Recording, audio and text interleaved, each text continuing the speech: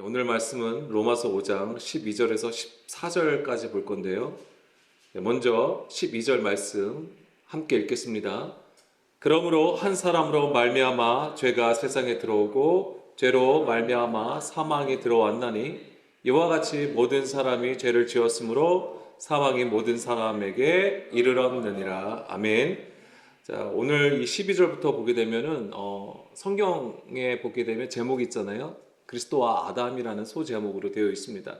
그래서 오늘 이 14절까지 말씀을 볼 건데, 이제 제목을 붙이자면 아담은 오실자의 모형이라는 제목으로 저는 말씀을 나누려고 합니다.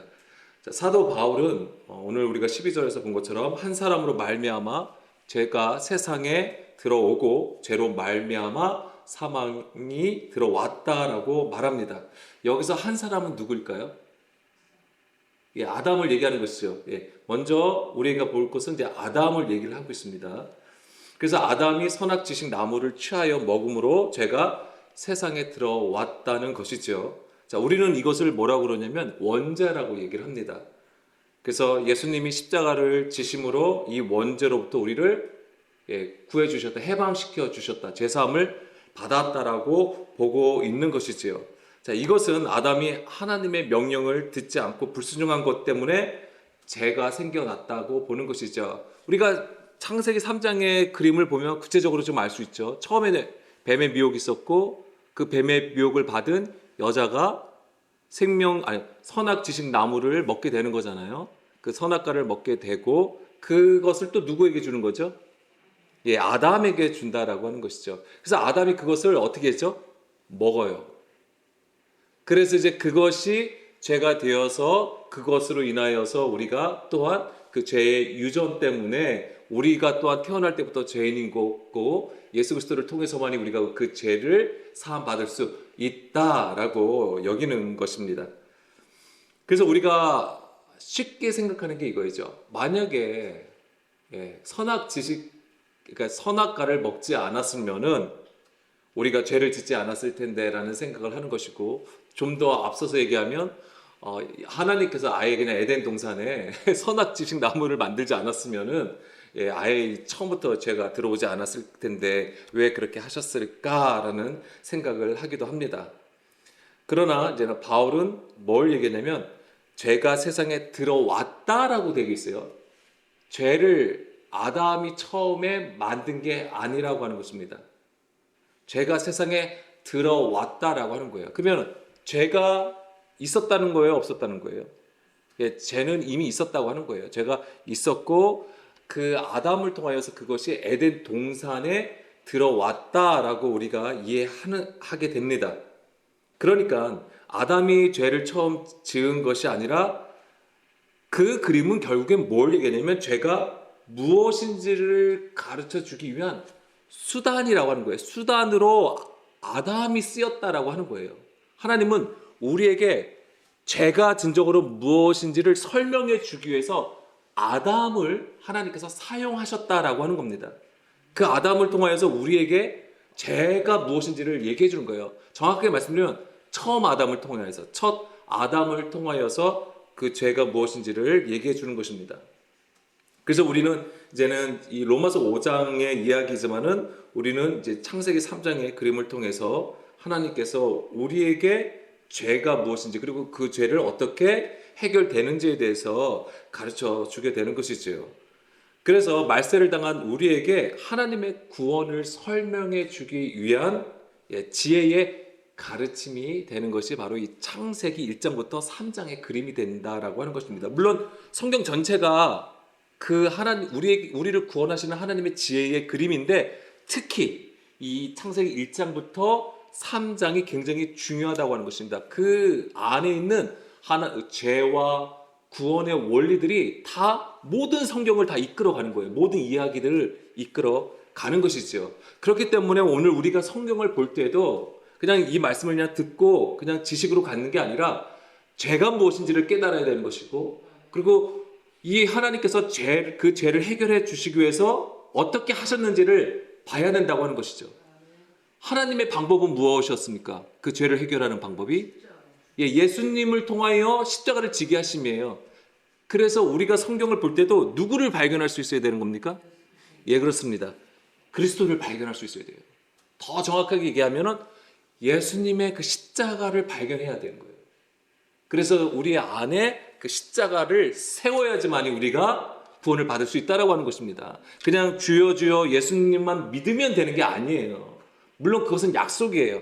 그렇지만 출애굽한 이스라엘 백성들이 약속으로 언약을 따라서 애굽에서 나왔지만 결국엔 뭐예요?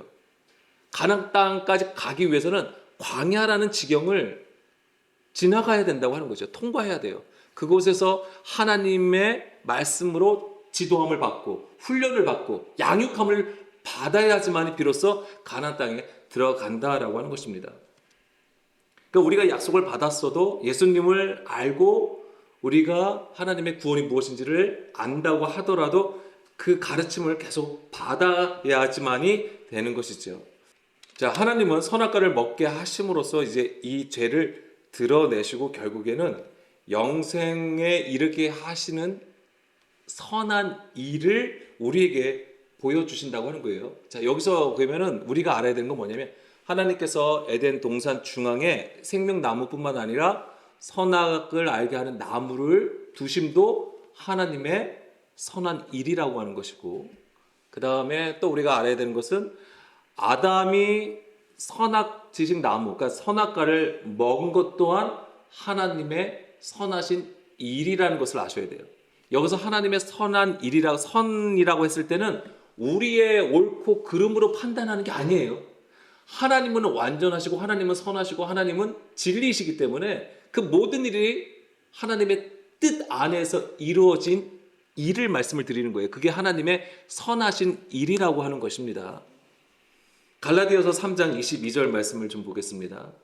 그러나 성경이 모든 것을 죄 아래에 가두었으니 이는 예수 그리스도를 믿음으로 말미암는 약속을 믿는 자들에게 주려 함이라. 아멘.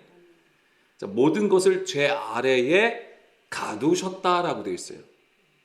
그러면 이거는 죄 아래에 가뒀잖아요. 우리가 알고 있는 그 감옥에 갇힌 거, 올무에 지금 갇힌 거, 이건 사단 마귀의 권세인가요? 사단 마귀의 권세예요? 사단 마귀가 우리를 올가매고 가둬놓은 거예요? 아니라고 하는 거예요. 사단 마귀는 우리를 그렇게 가둘 수가 없어요. 이 모든 것은 누가 하시는 거예요? 그렇습니다. 하나님이 하시는 일이에요. 사단 마귀도 하나님께 쓰임을 받는 것뿐이죠. 예, 그들이 하나님과 대적하여서 싸울 수 있는 게 아니에요. 그런 권세가 있다는 게 아니에요. 하나님의 뜻이고 하나님께서 행하시는 일이라고 하는 것입니다. 모든 것을 죄 아래에 두시는 그 이유는 무엇이에요? 하나님께서 모든 것을 죄 아래에 두심은 뒤에 나오잖아요. 이는 예수 그리스도를 믿음으로 말미암아 약속을 믿는 자들에게 주려 함이라. 우리가 이걸 그대로 보면 예수를 믿는 자들에게 하나님께서 구원시켜 주시는구나라고 하지만 정확하게 보면은 예수 그리스도의 믿음이에요. 예수 그리스도의 그 믿음으로 말미암아 우리가 구원을 받는다. 예수 그리스도의 믿음이라고 하는 것은 내 안에 그리스도를 모시는 것을 얘기하는 거예요. 그게 믿음이에요. 내가 열심히 하고 내가 확신하고 내가 고백해서 믿는 게 아니에요. 절대. 내 안에 그리스도를 모시는 거예요. 그럼 내 안에 그리스도를 모실 수 있는 방법은 찾지 마세요. 갈라디아서 2장 20절에 보게 되면 우리가 그리스도와 함께 십자가에 못 박혔을 때에 그리스도께서 우리 안에 거하신다. 그랬을 때에 비로소 내가 사는 것이 아니라 내 안에 계신 그리스도께서 사시는 것이다. 그 믿음으로 사는 거예요. 그 믿음으로 구원을 받는 것입니다. 그걸 얘기하는 거예요. 그러니까 하나님께서 모든 것을 죄 아래 두심은 이 그리스도의 믿음으로 우리를 살리시기 위함이다라고 지금 갈라디아서 3장 22절에서 얘기해 주고 있는 것입니다. 아담이 선악과를 취하여 죄를 범하였고 예수님의 십자가를 통해서 원죄를 사하심이 하나님이 생각지도 못했던 죄에 대해서 너희들이 왜 죄를 범했니? 이러면 안 되는데 해가지고 막 해가지고 지혜를 짜셔가지고 그래 내가 십자가를 세울게 이렇게 해서 십자가 사건이 나온 게 아니라고 하는 거예요. 예, 이거는 굉장히 초등학교 같은 초등학생 같은 얘기잖아요. 그렇게 해서 된 게 아니에요. 처음부터 하나님은 십자가를 통해서 우리를 구원하실 목적이 있었다고 하는 거예요. 창세기의 3장, 창세기의 그림을 그렇게 봐야 된다고 하는 거예요. 그래서 창세기의 시작은 태초에 하나님이 천지를 창조하시는 그 말씀으로 되지만 곧바로 무슨 얘기가 나옵니까? 땅의 얘기가 나오잖아요. 혼동, 공허, 흑암, 기품의 얘기가 나온다고 하는 것이죠. 먼저 뭘 얘기해 주냐면 우리가 죄인이라는 거, 우리가 흑암 가운데 있고 사망 가운데 있다라는 것을 우리에게 알려주는 것이 성경이라고 하는 것이죠. 그래서 하나님은 이 아담을 통하여 지금 창세기 3장의 그림을 보자면 창세기 3장의 아담을 통하여 우리가 어떤 존재를 알려주시는 거예요. 그러니까는 아담도 뭐예요? 우리가 된다는 거예요. 우리의 이야기가 되는 것입니다. 다시 로마서 5장 12절로 돌아갑니다. 로마서 5장 12절을 보게 되면 한 사람으로 말미암아 죄가 세상에 들어오고 그 죄로 말미암아 사망에 들어왔다고 하면서 뭐라고 하냐면 이와 같이라고 되어 있잖아요. 이와 같이. 후토스라는 단어인데 이 방법을 따라 이와 같은 방법으로 한 사람으로 말미암아 죄가 들어왔다고 하는 거잖아요. 그리고 사망에 이르렀다. 그런 것처럼 모든 사람이 죄를 지었다라고 하는 거예요. 그리고 이 사망이 모든 사람에게 이르렀다. 적용된다. 이렇게 되는 것입니다. 정확하게는 관통했다는 얘기예요. 그러니까 그렇기 때문에 모든 사람은 누구나 죽음을 맞이하게 되는 것입니다. 죽어야 되는 것이 성경의 말씀이에요. 그러면 여기서 지금 바울이 얘기하는 것은 뭐냐면 아담 때문에 우리가 죄인이 되었다가 아니라 우리가 원래 어떤 자이냐 이거죠. 원래 죽을 수밖에 없는 존재, 죄를 지을 수밖에 없는 존재라는 것을 아담을 통해서 보여준다라고 하는 거예요. 아담을 통해서 보여준다. 그러니까 아담은 우리에게 구원이 죄가 무엇이고 구원이 무엇인지를 보여주는 모형이 되는 거예요. 그래서 첫 아담은 죄에 대해서 우리를 깨닫게 하는 거고 그 다음에 또 마지막 아담이 있죠. 마지막 아담을 통하여선 구원이 무엇인지, 생명을 얻는 것이 무엇인지에 대해서 가르쳐주는 그림이에요. 그 모형이 되는 거예요. 그러니까 생각해 보세요. 아담에 대해서 우리가 오늘 제목이 뭐라고 말씀드렸습니까? 아담은 오실자의 모형이라고 했거든요. 그럼 거기서의 아담은 어떤 아담을 얘기하면 사실 첫 아담을 얘기하는 거예요. 근데 왜 첫 아담은 죄에 대해서 보여주는 거잖아요. 근데 죄에 대해서 보여주는데 어떻게 오실자의 모형이냐고요. 그러니까 그것은 결국에는 이 첫 아담과 둘째 아담, 그러니까 처음 아담과 마지막 아담을 통하여서 우리에게 그리스도를 지금 보여준다라고 하는 것입니다. 이제 그것을 볼 거예요. 그래서 다시 이제 12절을 보게 되면 한 사람의 죄가 곧 모든 사람의 죄가 된다라고 하는 것입니다. 이것은 히브리적인 관점이에요. 뭐냐면 아담은 인류의 대표성을 가지는 거예요. 모형인데 대표성으로 이 아담이 등장하게 되는 거예요. 그러니까 아담이 지은 죄는 곧 누구의 죄예요? 우리 죄. 나의 죄가 되는 거예요. 그렇기 때문에 성경의 이야기들은 우리가 다 대상이 있잖아요. 다 인물들이 있습니다. 그렇지만 그 인물들을 통해서 누구를 봐야 되는 것입니까? 나의 죄를 볼 수 있어야 돼요. 그래야지만이 우리가 그리스도께로 나아갈 수 있는 것입니다. 자, 이런 관점에서 바울의 다른 서신들을 좀 볼게요. 고린도전서 15장 22절에서도 이 얘기가 나옵니다. 대표성. 아담 안에서 모든 사람이 죽은 것 같이 그리스도 안에서 모든 사람이 삶을 얻으리라. 아멘. 이 아담은 모든 사람의 대표성을 가지는 것입니다. 그러니까 아담의 죽음은 곧 나의 죽음이 되는 것이죠. 그러니까 아담의 죄가 결국엔 나의 죄예요. 나를 보라는 얘기예요. 너희들을 봐라. 하나님은 아담을 통해서 우리가 죄인인 것을 가르쳐 주시는 거예요. 그래야지만이 아담이 선악과를 먹잖아요. 근데 선악과를 먹었을 때 하나님께서 뭐라고 그러셨습니까? 반드시 죽는다고 말씀하셨거든요. 그러니까는 아담을 통해서 우리가 아담을 보고 그것이 나라고 했을 때 우리는 결국엔 아담을 통하여서 무엇을 경험하게 되죠? 죽음을 경험하게 되는 것이죠. 자, 첫 아담을 통해서 우리로 하여금 죽음을 경험하게 하시는 거예요. 그리고 하나님께서 그렇게 그냥 두십니까? 그렇게 죽게 하시는 목적이 있어요. 예, 살리시는 것에 있어요. 그래서 둘째 아담, 마지막 아담을 통해서 우리를 살리신다라고 하는 것입니다. 자, 그러면 어떤 이들은 이제 이렇게 생각할 수도 있는 것이죠. 아담의 죄가 어떻게 모든 사람의 죄가 되는가? 물론 제가 대표성을 말씀을 드렸지만 아담이 선악과를 먹어서 죄를 지은 거잖아요. 그걸 보여주고 있잖아요. 그럼 여기서 선악과를 드신 분이 계세요? 없잖아요. 그럼 우린 그 죄를 범하지 않았는데 왜 내가 죄인이 되지? 우리가 전도할 때도 그런 얘기를 종종 듣기도 해요. 우리가 죄인입니다. 하나님은 죄인을 사랑하시고 예수 그리스도를 보내주셔서 그 죄를 사하여 주시고 우리를 구원으로 이끌어 가십니다. 하나님의 사랑을 얘기할 때 내가 왜 죄인이냐고 이렇게 얘기하는 사람이 있어요. 그러니까 아담의 죄가 어떻게 나의 죄가 되는가라고 했을 때 그 답이 아까 로마서 5장 우리가 12절 봤잖아요. 13절, 14절. 우리 그 답이 될 수 있어요.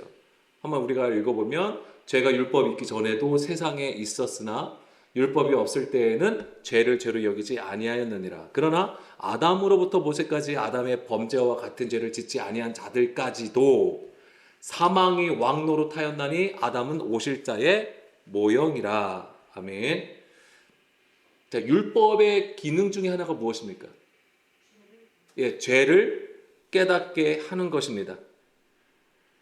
그러니까 율법이 있기 전에 죄가 있었나요, 없었나요? 있었다고 하는 거예요. 율법이 있기 전에 죄를 판단하는 기준이 있었다라고 하는 것이죠. 그래서 물론 이제 이스라엘이 나라를 형성하기 이전에도 고대 근동에도 있었어요. 나라를 구성해서 이제 법으로 통치하는 것이 있었습니다. 그럼 그것을 얘기하는 것이냐? 그렇지 않다라고 하는 거예요. 이스라엘이 율법을 받기 전에 다른 법이 있었냐? 아니에요. 없었어요. 뭐 다른 나라의 법을 가져와서 적용한 것도 그런 것도 전혀 아닙니다. 그러면은 여기서 사도 바울이 이렇게 얘기한 거는 우리가 이해하려면 뭘 알아야 되냐면 성경에서 말하는 죄가 무엇인지를 알아야 되는 거예요. 그러면 판단의 기준이 무엇인지를 우리가 알게 되는 것이죠. 그러면 죄는 무엇일까요? 하나님과 가까이 하지 아니한 것.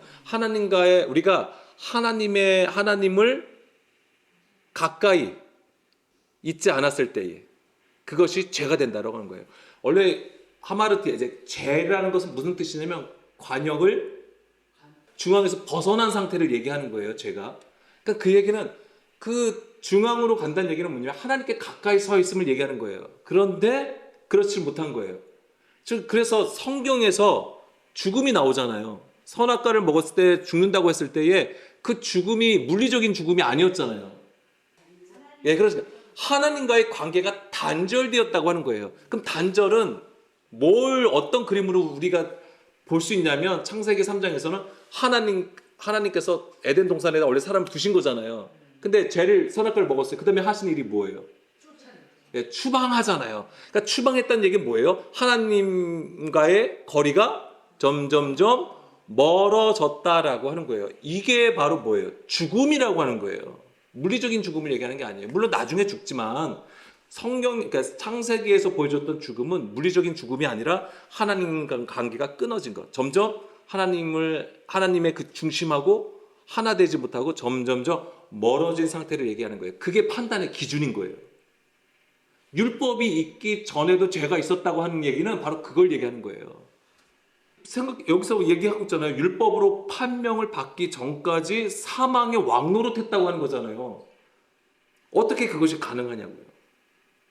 율법이 없었을 때 죄를 죄로 여기지 않았는데 어떻게 그것이 가능하냐고요. 죄의 삭은 무엇입니까? 사망이에요. 근데 어떻게 이 죄를 지었는가라고 했을 때 좀 전에 말씀드린 것처럼 하나님과의 관계가 멀어진 상태를 얘기하는 것입니다. 그래서 물리적으로는 아담과 똑같이 선악지식 나무를 먹어서 내가 죽는 것이 아니라 모든 사람이 사망의 상태에 있게 되었다라고 하는 것은 결국 뭐예요? 하나님과 멀어져 있다라고 하는 거예요. 모든 자들이. 그래서 창세기 1장 2절에 땅이라고 하는 것은 우리를 얘기하는 것입니다. 이스라엘을 얘기하는 것이고 우리를 얘기하는 것인데 그 땅의 상태가 뭐냐면 지옥의 상태라고 하는 거예요. 공허, 흑암, 기쁨, 혼돈 가운데 있음이 얘기하는 거예요. 그런 가운데 하나님의 영, 성령의 운행하심을 따라서 뭐 하는 거예요? 빛을 비춰주신다는 거죠. 빛을 비춰주신다는 것은 그 말씀으로 진리를 가르쳐 주심을 얘기하는 거예요. 그게 시작이에요. 우리를 이끌어 가시는, 세상과 구별하시는 하나님의 구원의 시작이 된다라고 하는 것입니다. 그러니까 더 이상 사망이 왕노릇하지 못하게 만드시는 거예요. 그러니까 왕노릇하지 못한다는 것은 곧 하나님을 알지 못하던 우리를 어떻게 하시는 거예요? 하나님을 비로소 알게 하신다고 하는 거예요. 근데 그 하나님을 알게 하시기 위해서는 반드시 무엇을 전제로 하냐면 죄를 알아야 되는 거예요. 내가 죄를 알아야지만 비로소 하나님 앞에 나갈 수 있는 거예요. 그게 바로 빛과 어둠을 나누시는 작업이에요. 그게 나누셔야지만 비로소 어둠을 본다라고 하는 거예요. 빛이 있어야지만이 어둠을 볼 수 있다라고 하는 것이죠. 그래야지만 내가 죄인이었구나를 비로소 알게 되는 것입니다.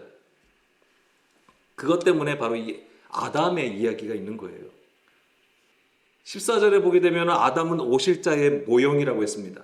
이 모형, 이게 원래는 음각이에요. 음각, 도장이에요. 도장, 자국, 형태 또는 유사 이런 뜻을 가지고 있는데 이 단어가 어디에도 쓰이게 되냐면 고린도전서 10장 11절, 그들이 일어날 이런 일은 본보기가 되고 말세를 만난 우리를 깨우치기 위하여 기록되었다라고 됐습니다.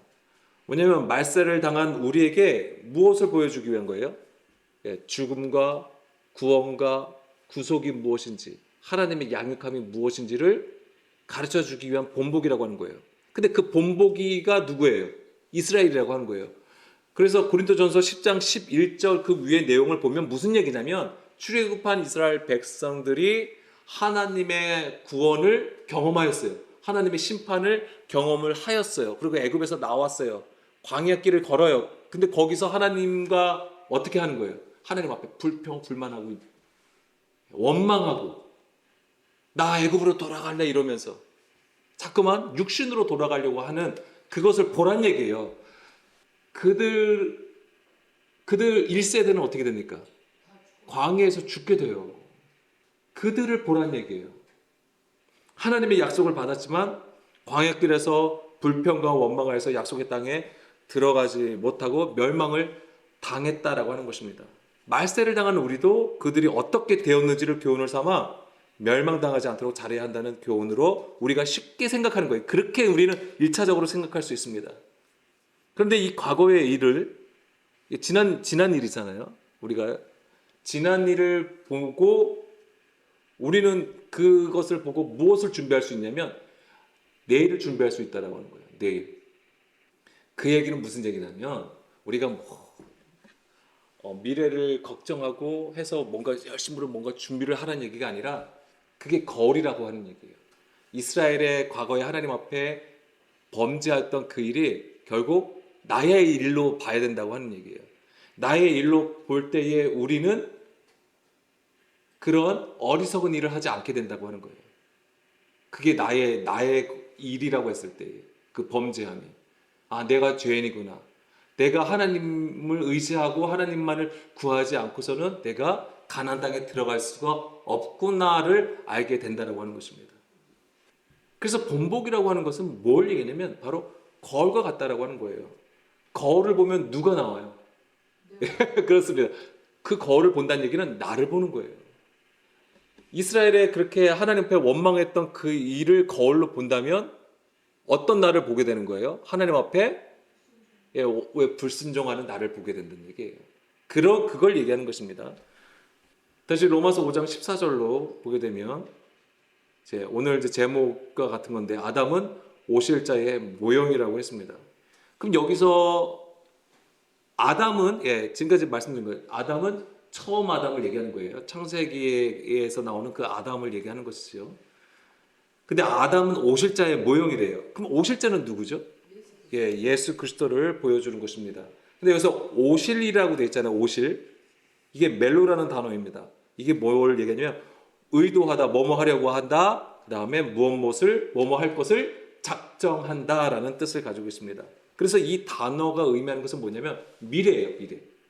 뭐뭐를 하려고 한다. 뭐뭐 할 작정이다. 미래와 장래를 의미하게 됩니다. 그리고 하나님의 뜻과 명령으로 일어나는 불가피하게 일어나는 일에 대해서도 이 단어가 쓰이게 되는데요. 특히 이제 그리스도의 고난과 죽음을 말했을 때에 바로 이 단어를 쓰게 되는 것이죠. 예수님께서 제자들에게 십자가를 얘기하죠. 십자가의 죽음을 얘기했을 때 그것은 아직 일어나지 않은 일이잖아요. 그러니까 앞으로 일어날 일에 대해서 말씀해 주신 거거든요. 바로 이제 그때에 바로 이 멜로라는 단어가 쓰이게 됩니다. 마가복음 10장 32절 말씀을 볼까요? 마가복음 10장 32절. 여기서 보게 되면 바로 예루살렘으로 올라가는 길에 예수께서 그들 앞에 서서 가시는데 그들이 놀라고 따르는 자들이 두려워하더라. 이에 다시 12 제자를 데리시고 자기가 당할 일을 말씀하여 이르시되, 그러면서 이 얘기가 뭐예요? 예수님의 죽음에 대해서 얘기해 주신 거거든요. 여기서 자기가 당할 일이라고 되어 있잖아요. 여기서 당할이 뭐냐면 멜로라는 단어가 들어가고 쉼바이노라는 단어가 합쳐진 거예요. 그러니까 아까 멜로가 뭐예요? 그러니까 뭐뭐 할 것을 작정하다. 그래서 이건 하나님의 뜻, 하나님의 일을 행할 것에 대해서 얘기해 주시는 거고, 쉼바이노는 뭐냐면 함께 걷다라는 뜻이에요. 그러니까 여기서는 자기가 당할 일은 내가 미래에 이런 일을 할 거야 라는 것을 얘기해 주는 것이지만, 여기 안에는 뭐가 있냐면 함께 걷다라는 거예요. 즉 그 하나님의 뜻을 깨달아서 온전히 순종하여 나감을 예수님은 말씀하시는 거예요. 그러니까 십자가는 그때 시대의 그 상황에 따라서 움직여진 게 아니라 철저하게 하나님께서 우리를 구원하시는 그 일임을 알고 순종하여 가실 것을 말씀을 하시는 것입니다. 그래서 아담은 오실자의 모형이라고 하는 것은 첫 아담을 통해서 마지막 아담을 만드시는 하나님의 구원을 얘기해 준다고 하는 거예요. 그러니까 예수님의 죽음은 곧 무엇을 위한 거냐면 부활이에요. 하나님의 그 영광을 나타내기 위함이에요. 우리로 하여금 첫 아담인 것을, 우리가 처음 아담이라는 것을 깨닫게 하시는 것은 곧 마지막 아담으로 세우시기 위한 하나님의 구원이 된다라고 하는 것입니다. 골로새서 2장 14절 말씀을 볼게요. 14절 15절 말씀이 십자가에 관한 거잖아요. 우리를 거스르고 불리하게 하는 법조문으로 쓴 증서를 지으시고, 이게 뭐냐면 다 사람의 가르침이에요. 율법 조문을 얘기하는 것이죠. 십자가에 못 박으시고 통치자들과 권세자들을 무력화하여 드러내어 구경거리로 삼으시고 십자가로 그들을 이기셨느니라. 세상을 이기신 것이죠. 그러므로 먹고 마시는 것, 절기, 초하루나 안식일을 이유로 누구든지 너희를 비판하지 못하게 하라. 여기서 먹고 마시는 것, 절기, 초하루, 안식일이 뭘 얘기하는 거예요? 이게 다 율법을 얘기하는 거예요. 율법이에요. 자, 율법으로 우리가 한 단어로 봅니다. 그럼 이 율법들은 뭐예요? 장래일의 그림자이나 몸은 그리스도의 것이다라고 하는 거죠. 자, 이 율법은 뭐라고 얘기를 해요? 장래일의 그림자라고 하는 거예요. 멜로. 장래일의 그림자라고 하는 것입니다. 그럼 율법의 실제는 그건 뭐예요? 누구예요? 예수님을 얘기하는 거예요. 제가 다 이게 물론 우리가 이론적으로 다 알고 있는 내용인 거지만은 제가 지금 말씀을 통해서 다시 한번 언급해 드리는 겁니다. 그 실체는 바로 그리스도가 되는 거예요. 그렇다면은 선악지식 나무를 취한 선악과를 먹은 첫 아담이 바로 그리스도의 모형이 된다라고 하는 거예요. 그것도 이제 모형이라고 하는 것이죠. 자, 그래서 우리가 창세기 3장의 그림을 이해하는 게 굉장히 중요한 것이죠. 서두에도 말씀드린 것처럼 창세기에 뱀의 미혹을 받아서 여자가 선악과를 먹었지만은 남자도 그것을 같이 먹어요. 같이 먹게 되고 이제는 같이 추방을 되는 거잖아요. 아담과 여자가 같이 에덴 동산에서 추방이 된단 말이에요. 그런데 성경은 어떻게 기록하고 있는지 아세요? 아니, 그러니까 아담하고 여자가 같이 추방이 되는 거잖아요. 같이 저주를 받잖아요. 창세기 3장 23절. 성경의 기록은 뭘 얘기하냐면 아담이 추방된 걸로 얘기를 해줘요. 그래서 여호와 하나님이 에덴 동산에서 그를 내보내요. 여기서 내보내다가 샬라흐라는 단어가 쓰였습니다. 근데 이 단어가 뭐냐면 그러니까 말 그대로 추방하는 거예요. 내쫓는 거예요. 그의 근원이 된 땅을 갈게 하시니라 라고 되어 있고 24절에서도 이같이 하나님이 그 사람을 쫓아내시고 라고 되어 있어요. 그리고 이제는 그룹들과 두루두는 불칼로 그 생명나무의 길을 지키게 한다라고 되어 있는데 여기서 그를 내보내요. 23절에 그를 내보내요. 이 단어가 단수형으로 쓰였어요. 단수형이에요. 복수가 아니에요. 그 얘기는 무슨 얘기예요? 아담을 내보내었다라고 되어 있는 거예요. 그럼 24절에서도 이같이 하나님이 그 사람을 쫓아내시고라고 되어 있어요. 여기서도 한 사람 아담을 가리키고 있어요. 실제로는 두 명이잖아요. 남자와 여자를 쫓아내신 거잖아요. 그런데 성경에서는 아담을 추방시킨 걸로 표현하고 있습니다. 물론 이게 대표성을 나타내기 때문에 물론 아담 한 사람으로 표현했지라고도 생각할 수 있는 것입니다. 그러나 아담이 에덴에서 쫓겨나는 것으로 무엇을 얘기해 주냐면, 자, 에덴 동산에서 추방된 것은 어떤 상태를 얘기하는 거예요? 죽음의 상태를 얘기해요. 죽음을 얘기하는 거예요. 그러니까 지금 남자가 죽은 것을 보여주는 거예요. 자, 이거 잘 기억을 하셔야 돼요. 아담은 오실자의 모형이라고 말씀드렸어요. 그리스도의 모형이라고 말씀드렸어요. 창세기 2장 17절에 보게 되면은 선악지식 나무를 먹으면 반드시 죽는다라고 얘기를 하고 있습니다. 여기서 죽는다고 하는 것은 물리적인 죽음이 아니라고 말씀드렸죠. 하나님과의 관계가 단절됨을 말하고 있는 것이죠. 그런데 이것을 보여주는 것이 바로, 그러니까 하나님께서 반드시 죽는다라고 얘기해 주셨고, 그것을 보여주신 것이 바로 아담을 추방한 것을 보여주는 거예요. 그래서 성경은 누굴 주목하고 있냐면 아담을 주목하고 있다는 거예요. 아담. 왜냐하면 그 아담의 추방이 곧 죽음을 상징하기 때문에 그렇습니다. 반면에 그럼 여자는 어떨 것 같아요? 여자. 다시 창세기 3장 20절 보겠습니다. 20절. 여자는 뭐라고 되냐면, 여자도 저주를 받잖아요. 여자부터 이제 저주를 받는데 19회도 좀만 더 보여주세요. 이게 됐습니다. 됐습니다. 여자도 이제 해산의 수고를 더할 것이다. 그다음 남자는 밭을 갈 것이다라고 얘기를 해주고 있고, 그 다음에 이제 20절 보게 되면은, 자, 아담이 그 아내의 이름을 하와라 불러요. 자, 이 하와라는 이름이 여기서 처음 나오는 거예요. 하와라는 이름을 하나님이 지어주신 게 아니에요. 아담이 지어준 거예요.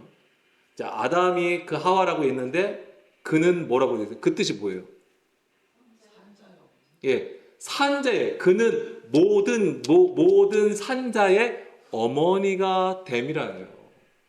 그러니까 원래 하와라는 이름의 뜻은 뭐냐면 생명이란 뜻이에요. 원래 생명을 주는 자라는 뜻을 가지고 있는 것이 바로 하와예요. 그런데 여기서 말하자면 모든 산자의 어머니가 된다라고 되어 있어요. 아니, 하와는 여자가 선악을 알게 하는 나무를 먹었잖아요.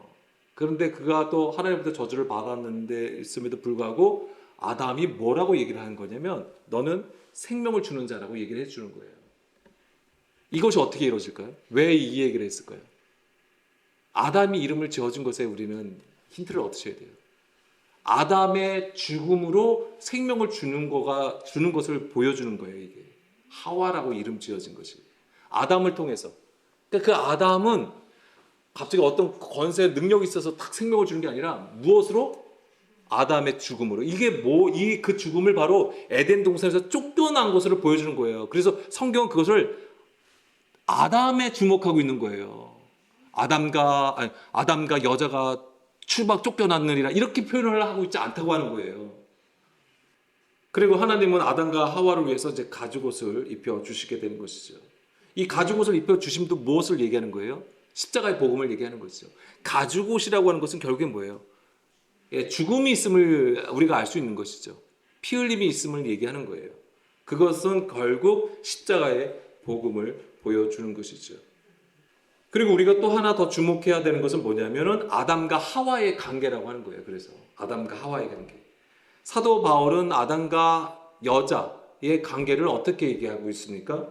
에베소서 5장 31절, 32절 말씀해 보게 되면은 그리스도와 교회의 관계로 보고 있습니다. 그러므로 사람이 부모를 떠나 그의 아내와 합하여 그들이 한 육체가 될지니 이 비밀이 그도다. 나는 그리스도와 교회에 대하여 말하노라. 아멘.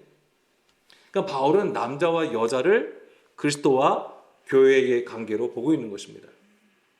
그러니까 지금 이 얘기가 창세기 2장의 끝부분에 나오는 얘기란 말이에요. 그러면 창세기 1장부터 3장의 얘기를 우리는 우주 창조 아니면 에덴 동산, 사람을 만드시는 이야기로 보고 있는 것이지만 하나님은 우리에게 그것을 통해서, 그것도 뭐냐면 그림자라고 하는 거예요. 모형이라고 하는 거예요.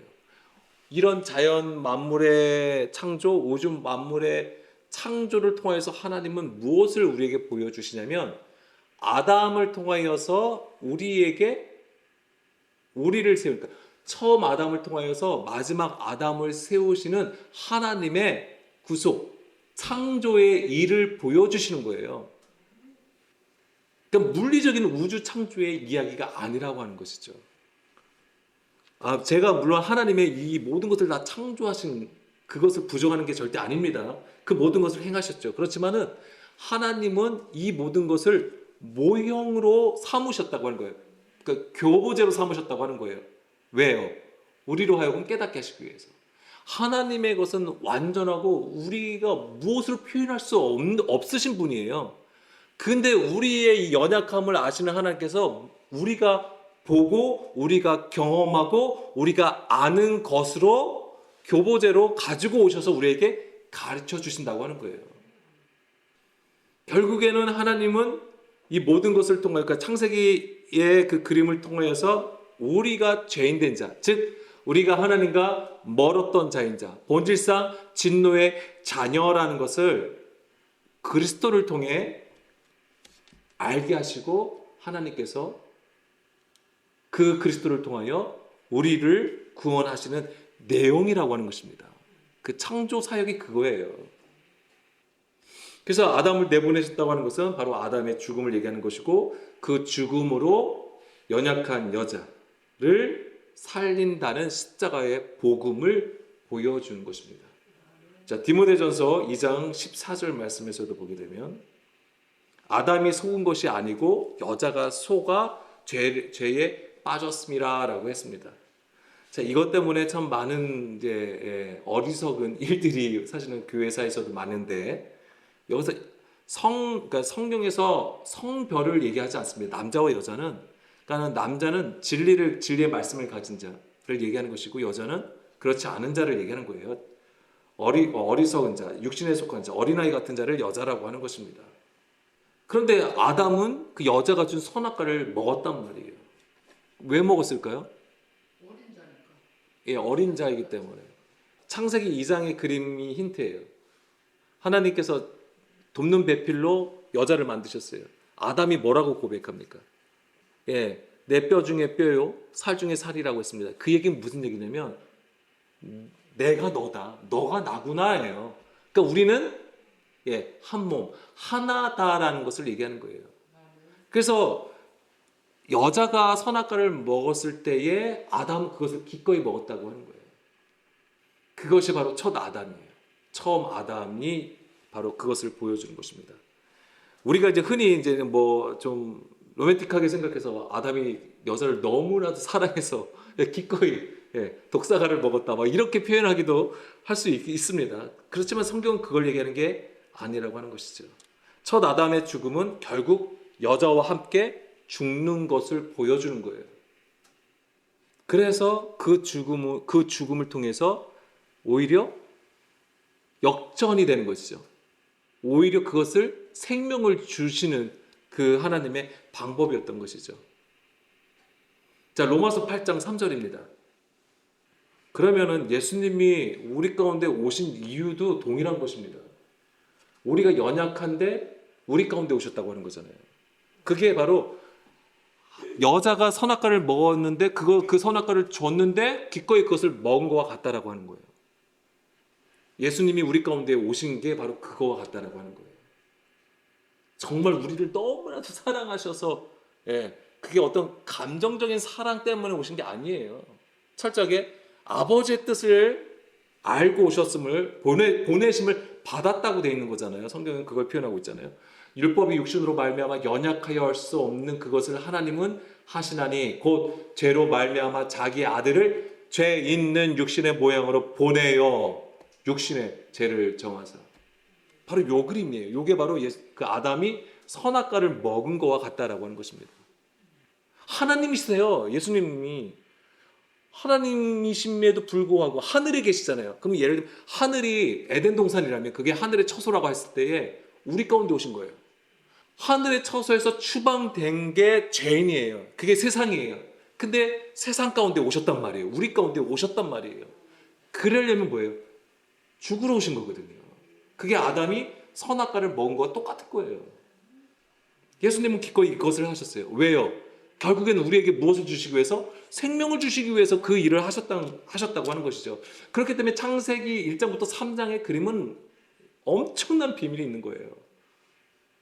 그것을 우리가 온전히 깨닫는 것은 불가능하나 성령님께서 오늘도 성령 이 말씀을 통해서 우리에게 한 커플 한 커플 벗겨주시면서 알게 하신다고 하는 거예요. 우리는 따라갈 뿐이에요. 우리가 지금은 비록 육신으로 아는 거예요. 우리 또 지금은 지식으로 가지고 있어요. 그렇지만 이것을 내가 또 되새기면서 어떻게 하는 거예요? 내가 죄인이라는 것을 알아가는 거예요. 그랬을 때 하나님의 놀라운 은혜가 부어주시는 것입니다. 자, 그래서 이게 오늘 5장 12절에서 14절의 말씀이 되는 것이고, 요 첫 아담이 오실 자의 모형을 보여주는 그림들 몇 개만 소개하고 마치겠습니다. 우선 지금까지 우리가 계속 나눴던 것, 창세기 2장, 3장의 그림이 바로 아담은 오실 자의 모형으로서 그 그림을 보여주신 것이고요. 물론 우리가 많은 부분 찾을 수 있어요. 모든 믿음의 선진들의 그림에서도 첫 아담과 마지막 아담의 그림들이 다 있어요. 우리가 다 그 모습을 가지고 있어요. 자, 그런데 대표적으로 두 개만 더 말씀드리면 호세아가 어떤 내용을 가지고 있습니까?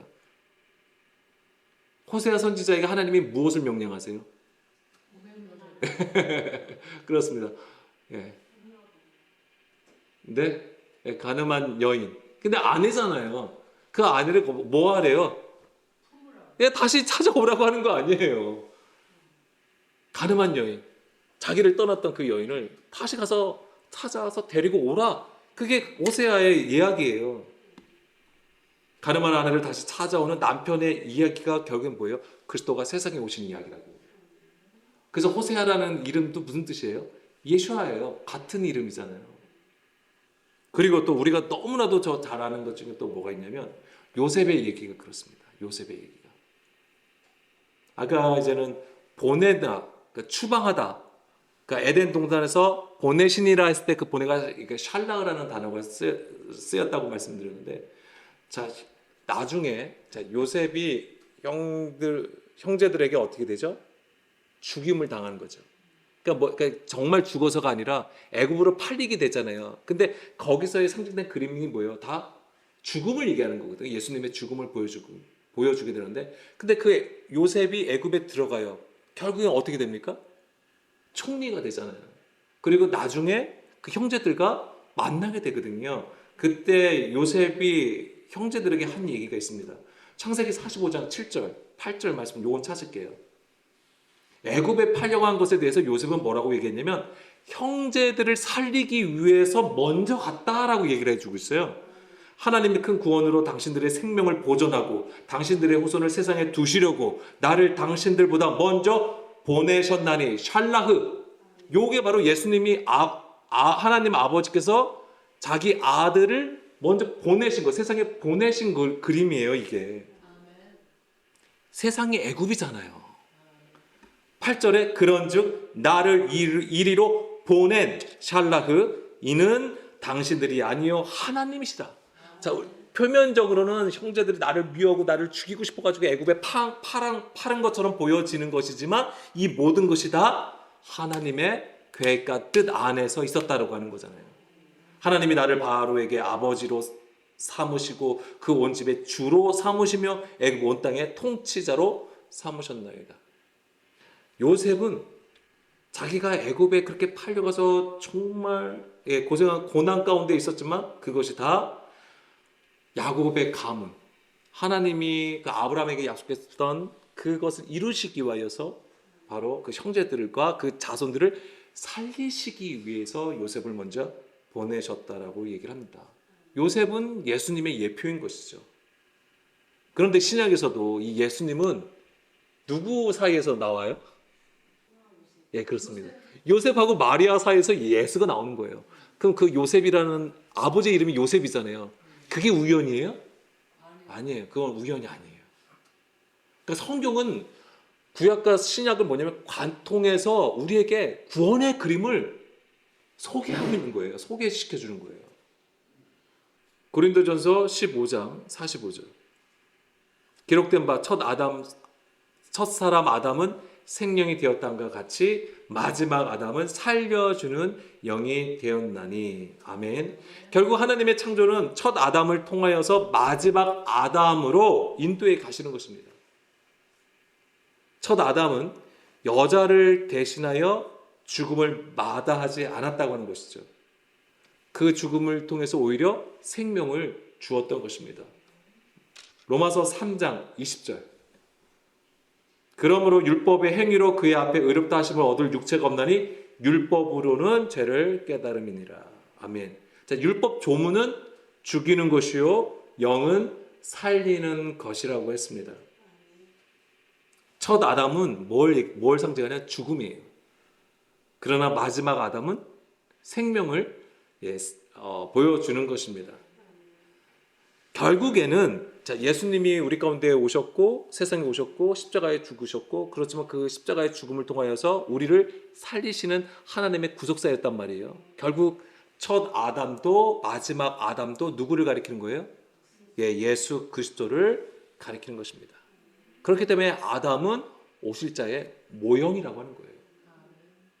우리는 이 창세기의 그림을 통하여서 그리스도를 명확하게 볼 수 있어야 되는 것입니다.